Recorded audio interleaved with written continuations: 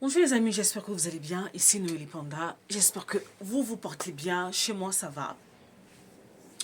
On se retrouve aujourd'hui pour la dernière partie sur notre vidéo sur les dépendances affectives dans les milieux religieux. Moi, c'est Noélie Panda. Je suis la personne qui va te parler de ta santé mentale, ta guérison intérieure, ta maturité émotionnelle et spirituelle. Je suis auteure, conférencière et formatrice. Depuis quelques jours, on a démarré cette série sur la dépendance affective dans le milieu religieux. Et aujourd'hui, je veux clore au fait ce chapitre par rapport à la dépendance affective. Comment on fait pour s'en sortir concrètement? On fait comment? Parce que oui, c'est bien beau de donner les symptômes, ainsi de suite. Mais comment on fait? Tout d'abord, tu dois comprendre que quand on parle de dépendance affective d'une personne, c'est une personne qui a subi la plupart du temps la blessure au fait de l'abandon. Et souvent, l'abandon, ça commence dans la cellule familiale, avec les parents, à la maison, depuis ta tendre enfance. Peut-être que tu ne l'as pas vécu, tu ne l'as pas accepté comme cela. Parce que par moments, c'est douloureux. Mais c'est les faits qui sont produits. Souvent, quand on vous parle au fait de l'abandon, vous pensez que le parent n'est pas là physiquement.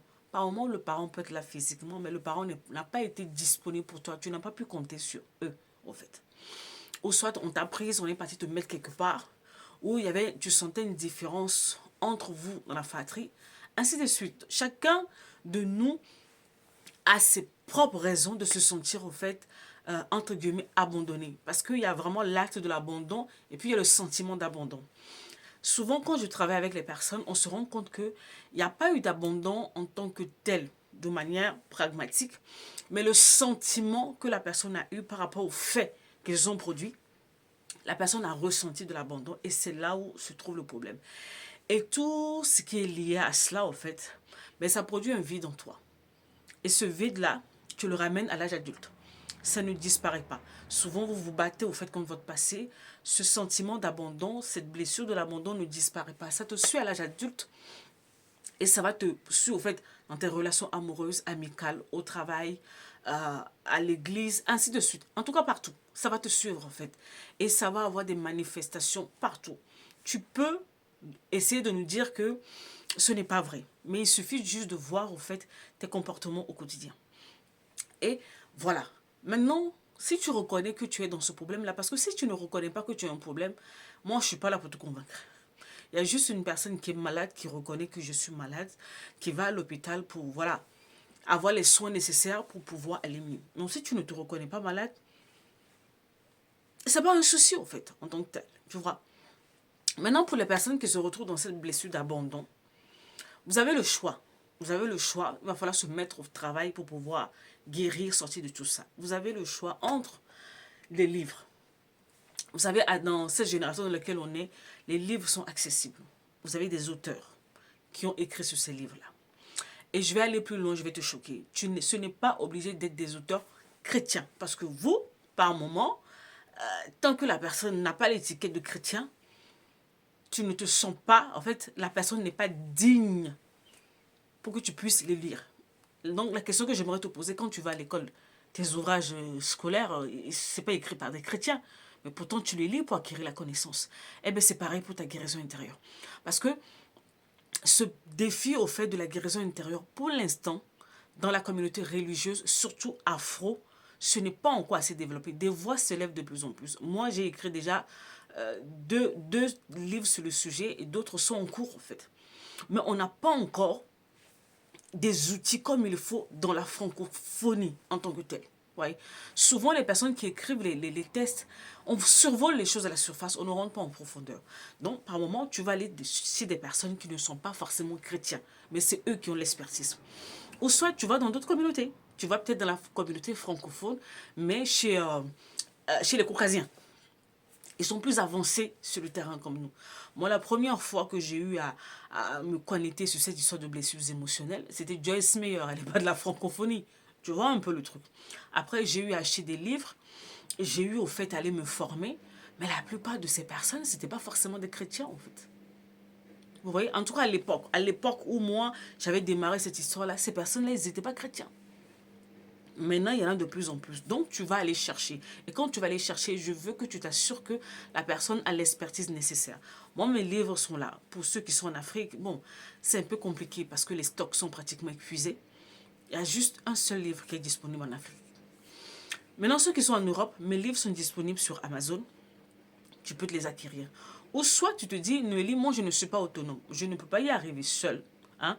Je vais aller dealer au fait avec un professionnel. Voilà.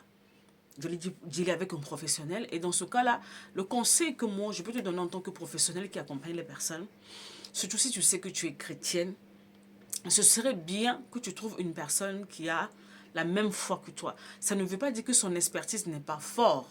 Ça veut juste dire que vous partagez la même foi. C'est tout. C'est une personne qui a eu voilà, les formations comme il faut. Vous avez les psychiatres. Vous avez les psychologues. Vous avez les psychothérapeutes. Et puis, tu as les conseillers en relation d'aide. Ouais. Et moi, je fais partie de la catégorie, au fait, des conseillers en relation d'aide. Voilà. Et ces personnes sont là pour pouvoir t'aider. Parce que eux, leur job, bah, c'est de t'aider à déceler très vite les choses pour pouvoir faire le travail. Ou soit, finalement, tu peux me dire que non, moi, je n'ai besoin de personne. Parce que c'est ce qu'on a l'habitude de dire, qu'on t'a toujours enseigné. Tu n'as besoin de personne, tu as besoin du Saint-Esprit. Ça fait 10 ans qu'on se regarde. Tu fais du surplace.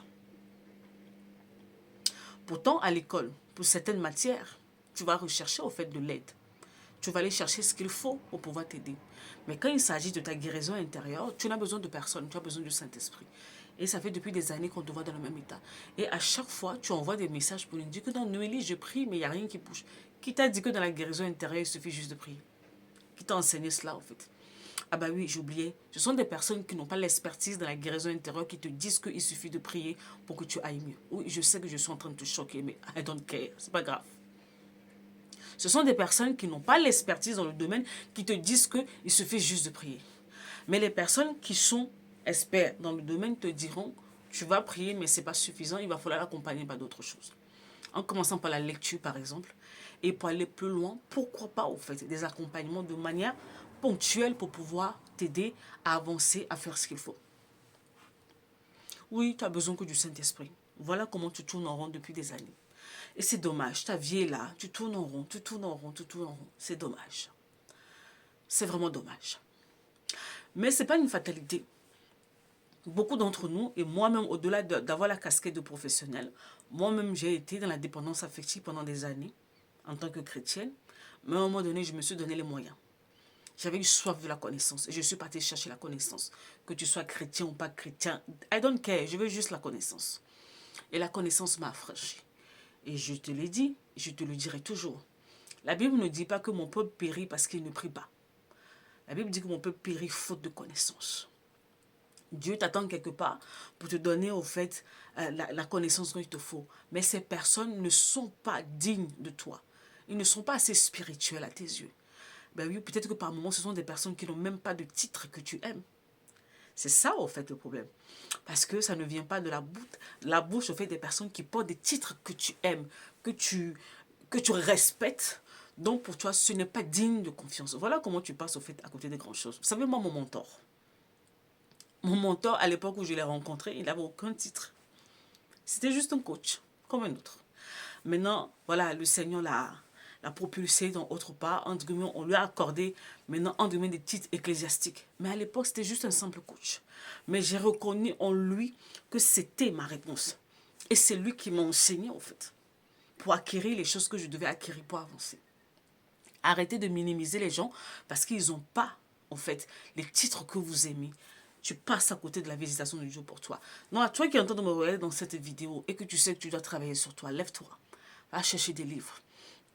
Va chercher des personnes qui vont t'aider. L'essentiel, c'est que ces personnes soient compétentes. Encore mieux s'ils ont la même foi que toi. C'est parfait. Mais sinon, le reste importe peu, au fait. L'essentiel est que tu sors de cet état-là. C'est tout ce qu'on veut. D'accord? Prends soin de toi.